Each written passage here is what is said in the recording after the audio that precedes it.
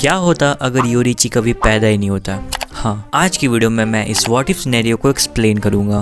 तो अगर सबसे पहला और सबसे स्ट्रॉन्ग डीमन स्लेयर योरीची कभी पैदा ही नहीं होता तो क्या होता। तो इस वीडियो के पॉइंट्स को हम चैप्टर वाइज देखेंगे एंड 7-8 चैप्टर्स होंगे एंड देन कंक्लूजन होगा। So hopes you will stick around and शुरू करते हैं। चैप्टर 1, मुजान को इमॉर्टल होने से कोई नहीं रोक सकता। देखो, योरीची सबसे पहला बंदा था जो मुजान को सबसे पहले निपटा सकता था, सिंपली मार सकता था, क्योंकि उसका सन ब्रीदिंग ही मुजान की सबसे बड़ी वीकनेस थी। एंड एज पर योरीची कभी पैदा ही नहीं होता तो उसकी सन ब्रीदिंग कहाँ ही से एग्जिस्ट करती। और एक जरूरी बात, तुम्हें पता है मुजान का सबसे बड़ा डर यानी उसकी सबसे ज्यादा जिससे फटती थी वो योरीची ही था। तो अगर योरीची नहीं होता तो मुजान और भी ज्यादा पावरफुल होता, हेंस इमॉर्टल।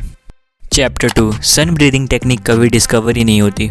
अगर योरीची नहीं होता तो सन ब्रीदिंग का कोई भी सक्सेसर नहीं होता, क्योंकि वाटर, सन, थंडर, विंड और वो stone breathing style sun breathing से ही ओरिजिनेट हुए हैं। तो अगर सन ब्रीदिंग नहीं होती तो शायद से पूरी ब्रीदिंग स्टाइल ही डेवलप नहीं होती। तांजीरो की फैमिली सन ब्रीदिंग डांस को सालों से प्रिजर्व करके नहीं रखती एंड इसीलिए तांजीरो कभी भी सन ब्रीदिंग स्टाइल को नहीं सीख पाता।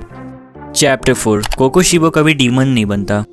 हम सबको पता है योरीची का बड़ा भाई मिचिकात्सु, जिसे हम अपर मून 1 कोकोशिबो के नाम से जानते हैं, वो सिर्फ योरीची के जेलेसी की वजह से डीमन बना था। तो अगर योरीची नहीं होता तो कोकोशिबो एक लॉयल डीमन स्लेयर रहता या फिर इन सब चीजों से दूर रहता। इसका मतलब अपर मून 1 का पोजीशन किसी और डीमन को मिलता और पावर सिस्टम या फिर हायरार्की पूरी चेंज हो चुकी होती। चैप्टर 5, मुजान की अपर मून आर्मी और भी ज्यादा स्ट्रांग होती। देखो, योरीची ही वो बंदा था जिसकी वजह से मुजान को एक बड़ा सेटबैक मिला था जब उसने उसको ऑलमोस्ट मार ही दिया था। तो अगर योरीची नहीं होता तो मुजान और भी ज्यादा अपर मून्स बना सकता था, जिससे होता ये कि demon slayer corps easily wipe out हो जाती। एंड अगर कोई सन ब्रीदिंग वाला नहीं होता तो मुजान बिना किसी डर के आराम से नाइट वॉक पे जाता।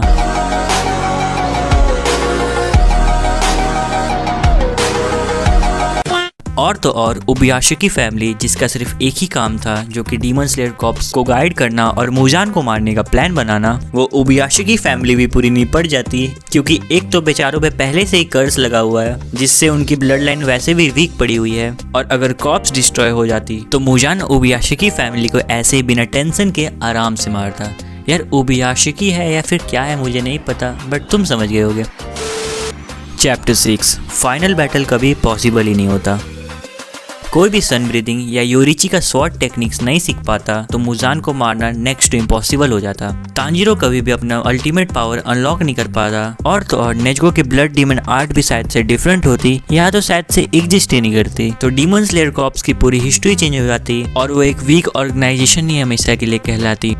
Conclusion, Muzan wins. अगर योरीची कभी पैदा ही नहीं होता तो डीमन स्लेयर कॉर्प्स भी कभी पैदा नहीं होता, सन ब्रीदिंग कभी डेवलप ही नहीं होती और मुजान भी कभी नहीं मरता। मुजान बिना किसी अड़चन के पूरे वर्ल्ड पे डोमिनेट करता और शायद पूरे ह्यूमन सिविलाइजेशन को डीमन बनाकर अपनी एक डीमन आर्मी बनाता। Who knows.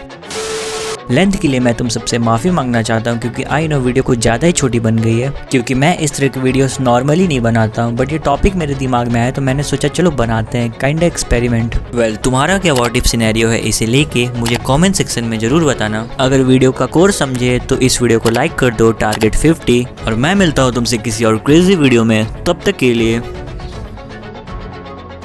ーよこれ好き